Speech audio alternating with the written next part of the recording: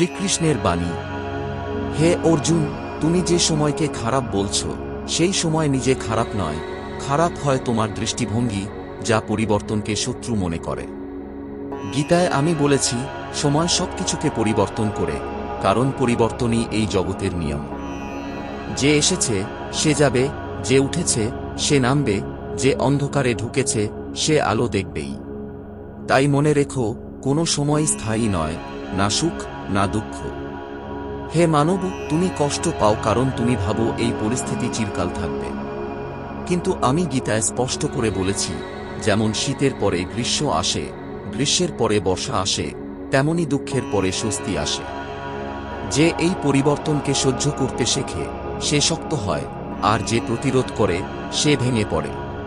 খারাপ সময় আসা ব্যর্থতা নয়, খারাপ সময় নিজেকে হারানোই ব্যর্থতা। তুমি ভাবো ঈশ্বর তোমাকে পরীক্ষা করছেন। হে অর্জুন, আমি কাউকে কষ্ট দেওয়ার জন্য কষ্ট দিই না, আমি মানুষকে জাগিয়ে তোলার জন্য পরিস্থিতি দিই।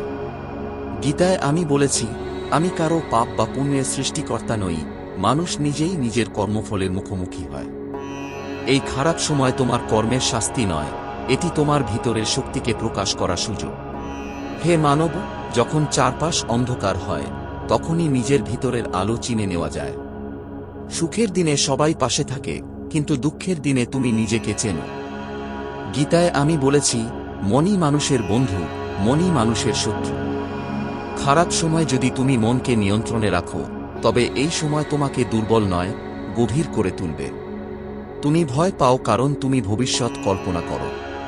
তুমি আজকের কষ্টের সঙ্গে আগাম ভয় জুড়ে দাও, এই দুঃখ যদি আর না যায়। কিন্তু আমি বলেছি, যে বর্তমান কর্মে স্থির থাকে সে ভবিষ্যতের ভয়ে ডুবে যায় না। আজকের দিনটা পার করাই তোমার কর্তব্য, আগামী দিনের ভার আমাকে ছেড়ে দাও। হে অর্জুন, মনে রেখো, এই সময়ও কেটে যাবে, কারণ সময় কারো জন্য থেমে থাকে না। গীতায় আমি বলেছি, আমি সময়, আমি পরিবর্তন। যে আমাকে স্মরণ করে সে জানে যা চলছে তা চলবেই, কিন্তু তা চিরকাল থাকবে না। এই বিশ্বাসী মানুষের সবচেয়ে বড় আশ্রয়।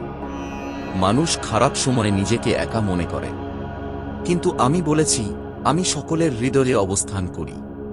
তুমি যখন ভেঙে পড়ো, যখন কাউকে কিছু বলার শক্তি থাকে না, তখনও আমি তোমার সঙ্গে থাকি। এই স্মরণ তোমাকে একা হতে দেয় না, ভেঙে পড়তেও দেয় না। হে অর্জুন, যখন খারাপ সময় দীর্ঘ হয় তখন মানুষের প্রথম ভুল হয়, সে নিজের শক্তির ওপর সন্দেহ করতে শুরু করে। সেভাবে আমি আর পারবো না, আমার দ্বারা আর কিছু হবে না। কিন্তু গীতায় আমি বলেছি, মানুষ কখনো দুর্বল নয়, তার মনই তাকে দুর্বল মনে করায়। যে নিজের মনকে ভয়ের হাতে তুলে দেয় সে কষ্টের ভার দ্বিগুণ করে তোলে। খারাপ সময়ে মনকে স্থির রাখতে পারাই প্রকৃত বিজয়। হে মানব, তুমি ভাবো ধৈর্য মানে চুপ করে সহ্য করা। না, ধৈর্য মানে হাল ছেড়ে না দেওয়া। গীতায় আমি বলেছি, নিজের কর্তব্য ত্যাগ করা অধর্ম। খারাপ সময়ে কর্ম ছেড়ে দেওয়া মানেই নিজের শক্তিকে অস্বীকার করা। কাজ ছোট হোক বা বড়, ধীরে হোক বা ক্লান্তিতে ভরা, কর্ম চালিয়ে যাও, কারণ কর্মই তোমাকে সময়ের ওপারে নিয়ে যায়। মানুষ খারাপ সময়ে সবচেয়ে বেশি যে প্রশ্ন করে তা হল, কেন আমার সঙ্গে এমন হচ্ছে? কিন্তু আমি বলেছি, এই প্রশ্ন তোমাকে উত্তর দেয় না, বরং তোমাকে দুর্বল করে। তার বদলে জিজ্ঞেস করো, এই সময় আমাকে কি শিখাচ্ছে?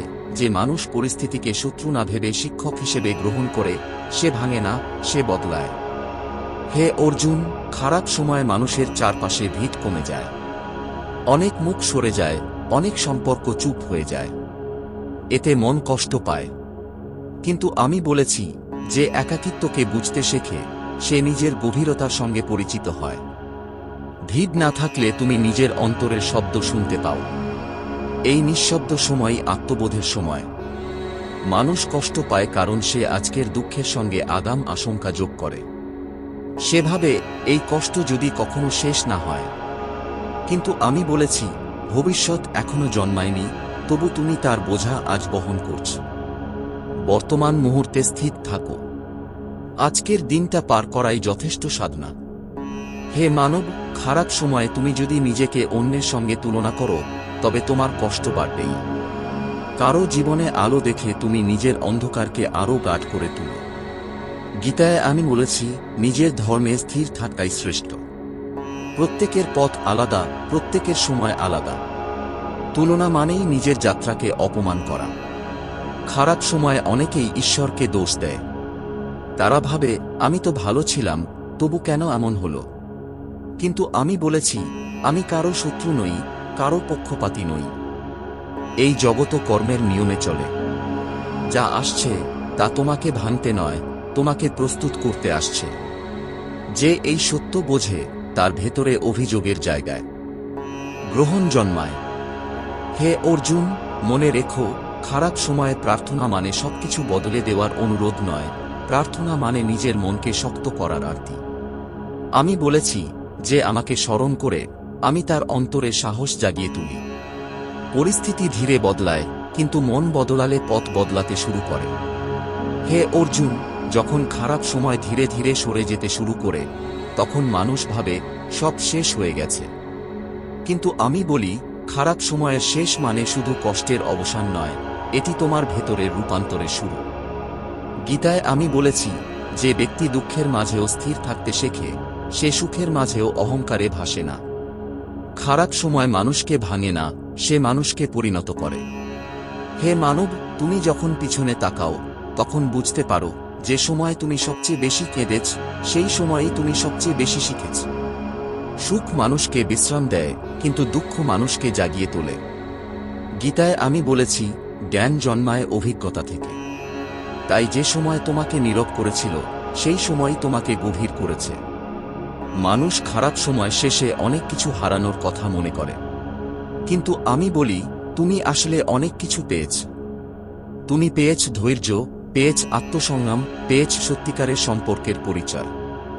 গীতায় বলা হয়েছে, যা নশ্বর তা হারিয়ে যায়, কিন্তু যা সত্য তা থেকে যায়। খারাপ সময় নশ্বর ছিল, কিন্তু তুমি যা শিখেছ তা স্থায়ী।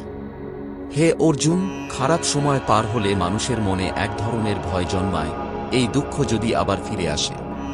কিন্তু আমি বলেছি, ভয় ভবিষ্যতের কল্পনা, সত্য বর্তমানের উপলব্ধি। যে ব্যক্তি বর্তমান মুহূর্তে স্থির থাকে, সে অতীতের আঘাতকে ভবিষ্যতের শিকল হতে দেয় না।